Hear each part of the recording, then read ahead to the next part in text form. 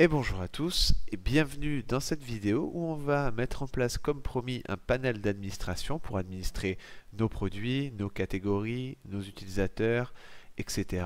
et autant de choses que l'on aura créées dans notre application. L'idée ici, ça va être d'utiliser le package Voyager qui va nous permettre très simplement de mettre en place ce système d'administration. Donc on va commencer simplement par aller voir la documentation. Et on nous explique succinctement ce qu'est Voyager. Donc on va aller directement dans l'installation et on nous dit de faire un composer require tcg Voyager.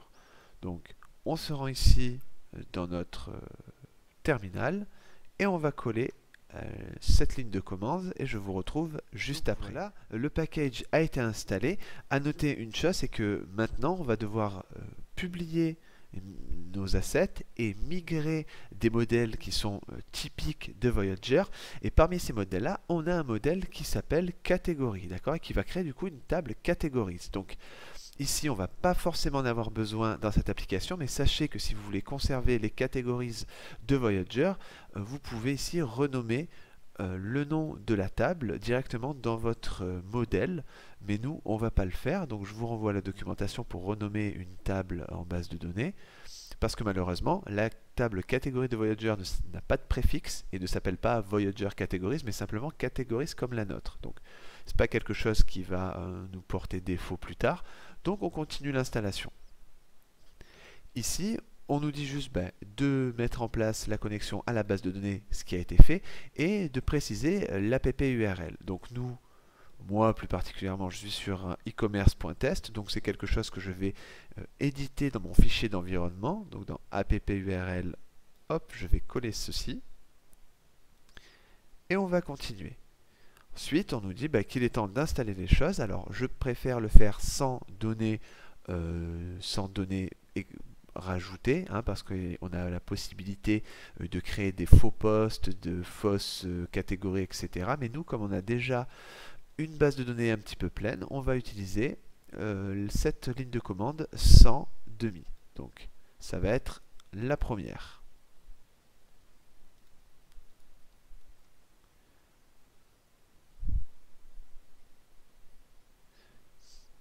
Donc à préciser que ici, si on avait utilisé la migration des tables avec les demi-data, donc les fausses données, il aurait récupéré des catégories et il aurait créé une table catégorie. C'est à ce moment-là qu'on aurait été embêté, on aurait eu un message d'erreur. On voit également qu'au niveau de notre modèle utilisateur, il va le faire hériter de son propre Voyager User quelque part. Donc si on vient dans app, qu'on va chercher notre user, ici on voit qu'il est temps maintenant de un user typique qui est dans son dossier à lui. Donc voilà autant de choses qui ont été mises en place. Maintenant, eh bien, tout est bon.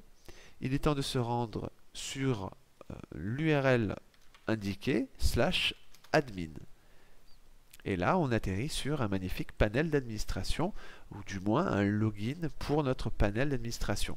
Et là, on n'a aucun utilisateur qui est déjà en place, donc on va s'en créer un.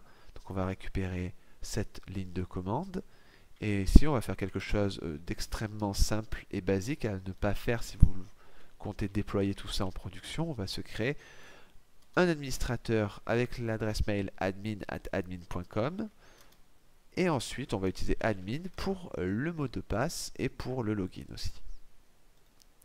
Donc maintenant j'ai la possibilité de me connecter avec ces identifiants là. Donc c'est parti. Je me log. Voilà. Alors, il se peut que vous rencontriez un bug, notamment au niveau des media files. Vous pouvez les manquer. Dans ce cas-là, il vous mettra une petite alerte en vous disant qu'il n'y a pas de lien symbolique. Donc, c'est un lien symbolique qu'il va falloir créer avec Laravel, avec la commande php artisan storage de .link. Mais jusqu'alors, on n'a pas eu de souci. Donc, on a ici sur la gauche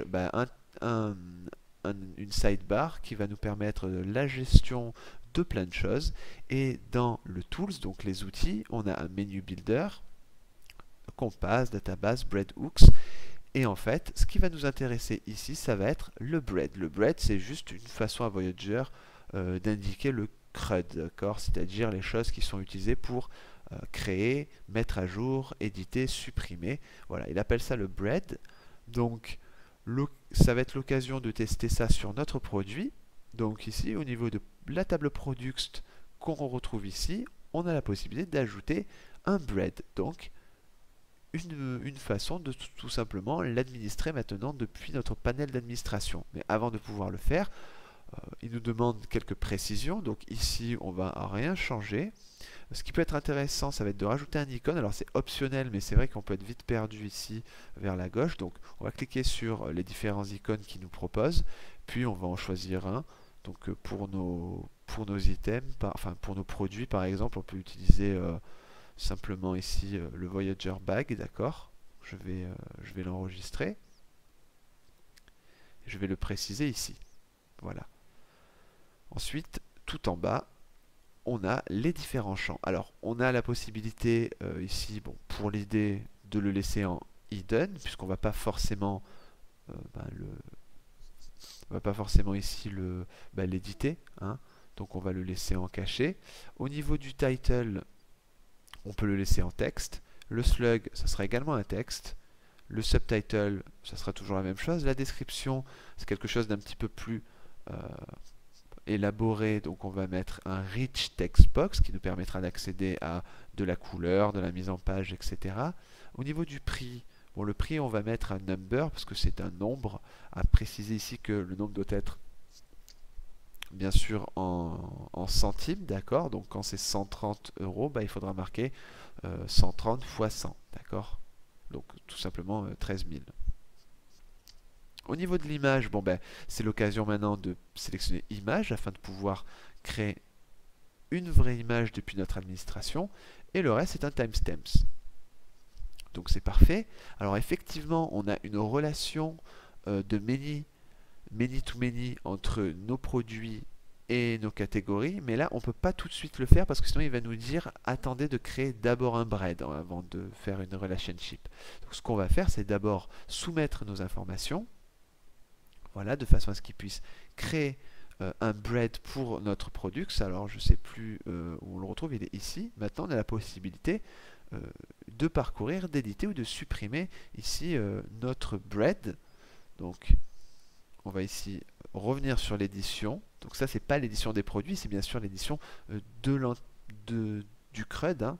Et là on va descendre, et maintenant qu'on l'a validé en tant que bread, on peut créer cette relationship. Donc là, c'est assez éloquent. On nous dit qu'on a une relation de product, et il nous a déjà mis le modèle, hein, la table catégorie. C'est un belongs to many, d'accord. Là, il va falloir préciser le fully qualified model name de catégorie, donc c'est-à-dire avec, bien sûr, le namespace complet, hein, tout simplement. Donc ça sera app/catégorie, et la table pivot. La table pivot, c'est catégorie underscore product. Donc il nous propose la table pivot parce qu'il a bien compris que c'était une relation many to many. Donc forcément, on doit avoir une table pivot. Alors lorsqu'on voudra afficher nos catégories, on voudra plutôt afficher le name. C'est plutôt bienvenu. Et maintenant, on va ajouter cette relation. Et la relation a été simplement créée. Donc c'est parfait. Tout en bas, on voit qu'on a une relationship qui a été mise en place. Donc c'est parfait, on va soumettre tout ça. Et là, sur notre tableau à gauche, on voit que Product est tout en bas. Donc ça, c'est pas forcément évident. Lorsqu'on a besoin d'éditer cette sidebar là à notre gauche, on va aller sur Menu Builder, Builder. Et là, c'est un petit peu comme sur WordPress. On va tout simplement drag and drop les products. Alors, on va le mettre juste en dessous du dashboard. Voilà. Parce que c'est quelque chose d'assez important pour notre application. Et ensuite, on va revenir sur le dashboard et il a directement mis à jour tout ça. Et au niveau de notre product, c'est déjà bon. Donc, on va refaire la même chose pour nos catégories. Donc c'est parti. On va au niveau de notre bread. Et au niveau des catégories, on va ajouter un bread à cette table. Donc là, c'est toujours pareil. Histoire de s'y retrouver, on va rajouter un petit tag. Voilà, de cette façon-là, le Voyager tag qui nous rappellera l'étiquette des catégories. Je viens ici le préciser. Et ensuite, il n'y a pas grand-chose à faire. Peut-être cacher l'idée. Sinon, pour le nom et le slug, ça sera un champ texte. Alors, si on a envie de préciser des détails optionnels, ça se passe ici. Donc là, c'est dans la documentation. On verra si plus tard on en a besoin, mais là, je ne pense pas pour l'instant. Donc on va soumettre ça et on va créer notre bread. On peut désormais administrer les produits et les catégories au sein de notre Voyager. Donc, il m'a mis bien sûr les catégories tout en bas.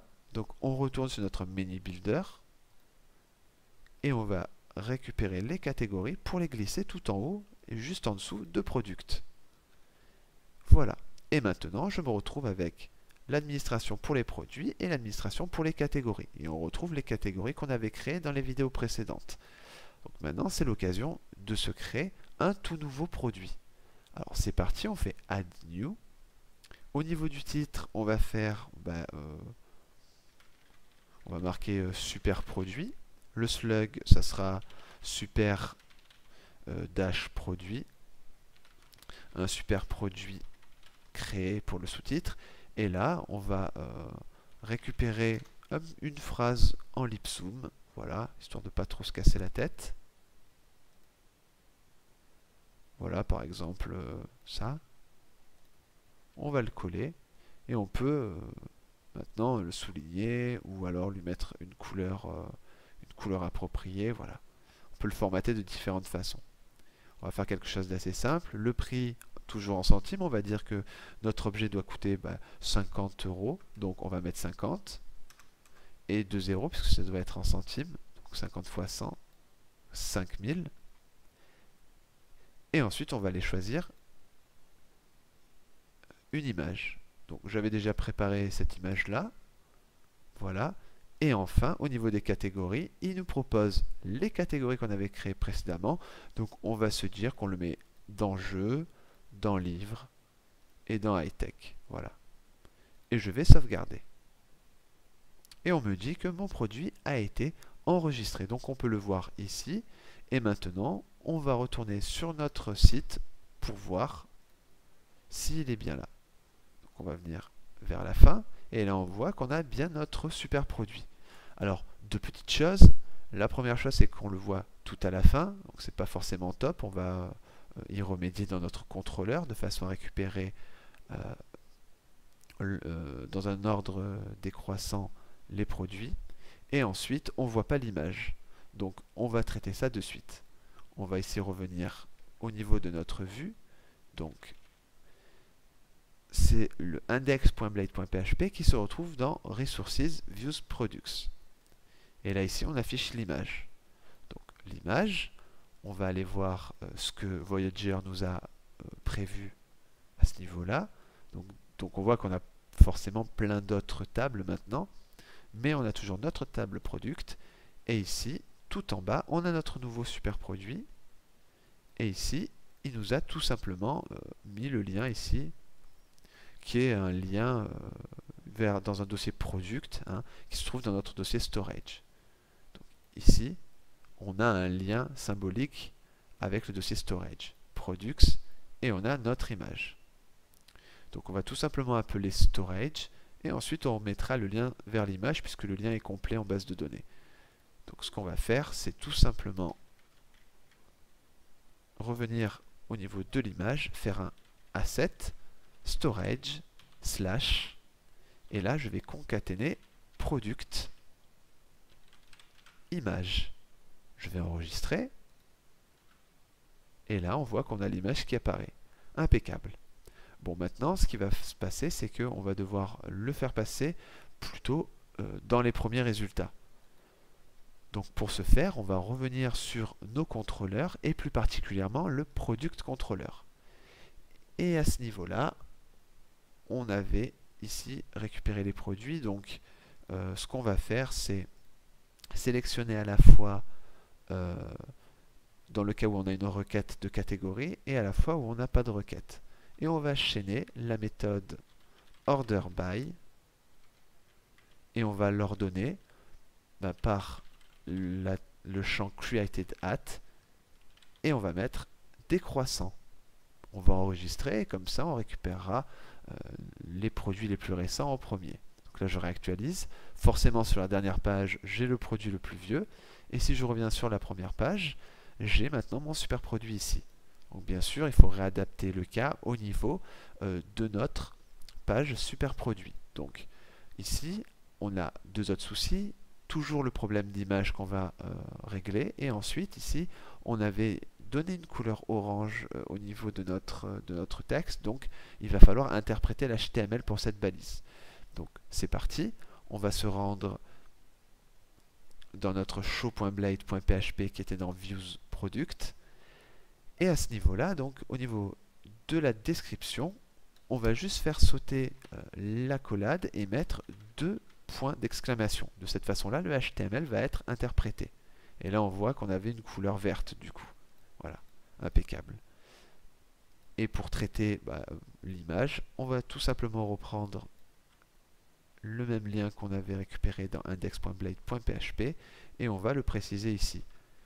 Et normalement, on voit l'image apparaître. Parfait. Donc on peut toujours ajouter ce produit au panier, il n'y a aucun problème.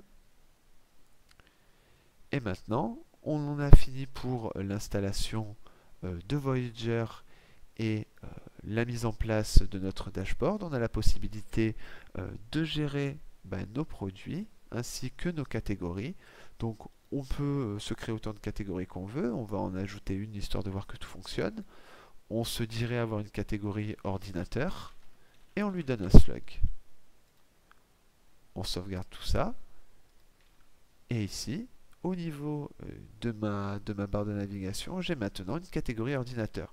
Bon, quand je clique dessus, j'ai encore ajouté aucun produit, bien sûr, dans cette catégorie. Donc on va aller éditer un produit à nous. Donc au hasard, le super produit. On édite. Et tout en bas, on va rajouter notre catégorie ordinateur. Je sauvegarde et maintenant il devrait apparaître lorsque je suis dans la catégorie ordinateur. Impeccable. Donc voilà, un panel d'administration qui a été plutôt simple à mettre en place et qui est tout à fait fonctionnel pour notre application e-commerce.